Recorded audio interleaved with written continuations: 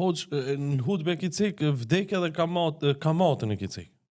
E ki bo një ndërlidhe, o ti që ka punon me kamat, është interesant, kjo është jam kishtuse. mundu në atë pjesë të hutbes me i përmend disa mëkate të mëdhaja, që më herët nuk kanë qenë të pranishme në mënyrë masovike, e fatkeqësisht në kohën e fundit janë normalizuar disi ato, nuk mund të bëhen normal asnjëherë në këndvështrimin ton fetar islam, po njerëzit kanë herë kur u humb devotshmëria, u dobësohet fetaria, ka lejthitjen edhe ke shkuptim në këtë çështje, do thot juridike islame, fillojnë me u liru, edhe me pas qasje ma liberale ka këtyre harameve të mëdhaja, në këtë rast e përmena kamatën për shkak se sipas informatave që na vijnë, ndëgjojmë që ka besimtar, ka tregtar musliman që falen, që llogarisin veten që janë fetar, japin vetes të drejtë që ta përlyjnë, që ta njollosin pasurinë e tyre që kanë fituar me djers, me mund, me angazhim, me lodhje, ta përlyjnë, ta përllomin me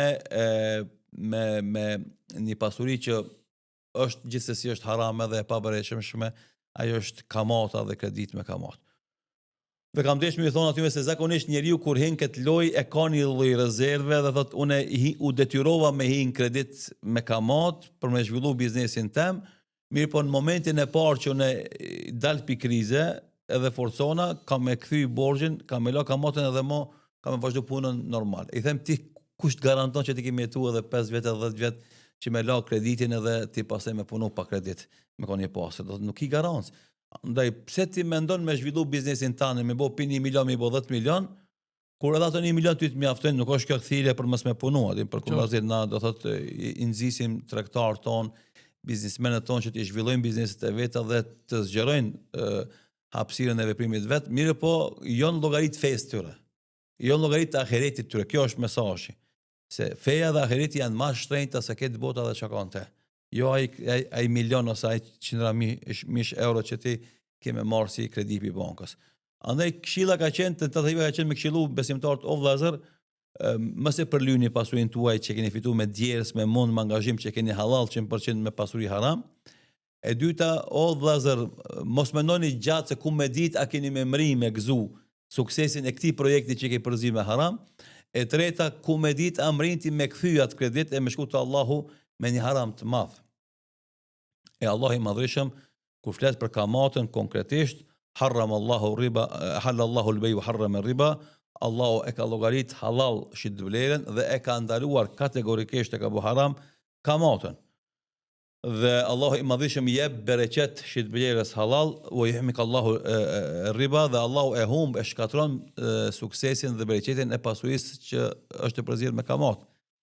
Dhe për këtë arsye, na kemi dëshirë që pasuria e besimtarëve tonë, e tregtarëve tonë të jetë e pastër halal, që llogaria e tyre para Allahut për to të jetë e lehtë, e para, e dyta, që ajo pasuri të jetë shnet dhe bereqet për ta, dhe të jetë i dobishëm në dunjë në ahiret, e mos bëhet shkak që ajo pasuri që ata të kenë strese, që të kenë shqetësime, të kenë dobësim të shëndetit e kështu me radhë. Sepse na kemi fakte historike, shembuj të shumë biznesmenëve që e kanë thyer atë kufinin haramit dhe halalit në bizneset e veta dhe pastaj u ka reflektuar kjo në shëndetin e tyre, edhe atë psiqik, edhe atë fizik. Apo në mirëqenien familjare, u ka prish rahatia në shtëpi. Edhe ne themi çka tu desht? Çka tu desht? Nuk beson ti se Allahu është i gjithdijshëm, edhe Allahu mas mirë ti pikejt neve i din rrethonat, edhe a mendon që rastësisht Allah e ka bëu haram kamatën, e ka bëu halal tregtin?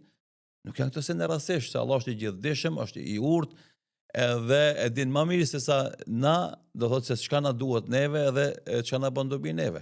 Edhe çdo ndalesë fetare që është në Kur'an edhe është sunet pejgamberit sallallahu alaihi wasallam, realisht kur të analizojsh mirë, holl, derse krejt ajo është e ndaluar për shkak domethënë se dami prej atij veprimi është shumë më i madh për ne se dobia.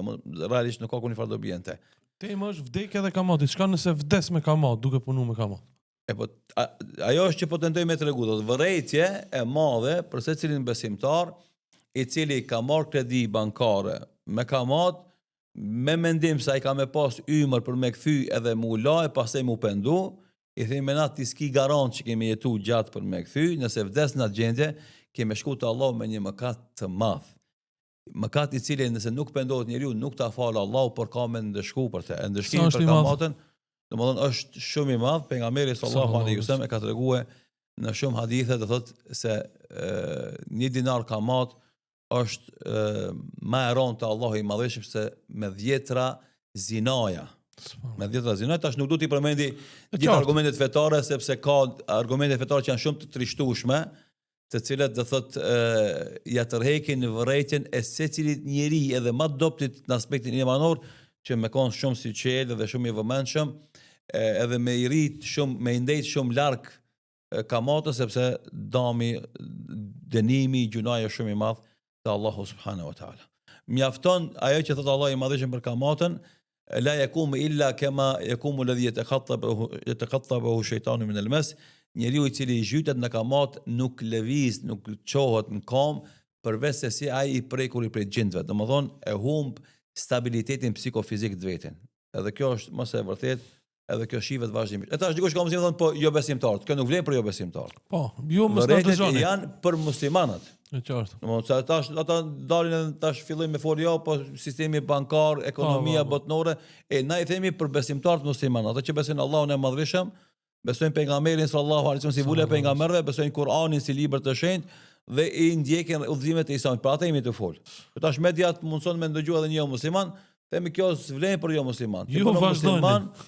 Ju bëni çka doni në fundit, ju keni më dhënë llogari për besimin dhe mosbesimin tuaj. Pastaj normalisht edhe për të mëkate të tjera, ama esenca e komunikimit me jo muslimanët është besimi në Allahun e Madhërisëm, monoteizmin edhe vula e pejgamberit Muhamedit sallallahu alaihi wasallam dhe Kurani si libër i shenjtë dhe ringjallja si ditë si pjesë e besimit. Kurse na tash jemi të folur për muslimanët. Një musliman i cili vdes duke qenë borxhli në bankë, kredis me kamat, le t'ja mendojë mirë se gjendja e tij ka më qenë shumë e keqe para Allahut.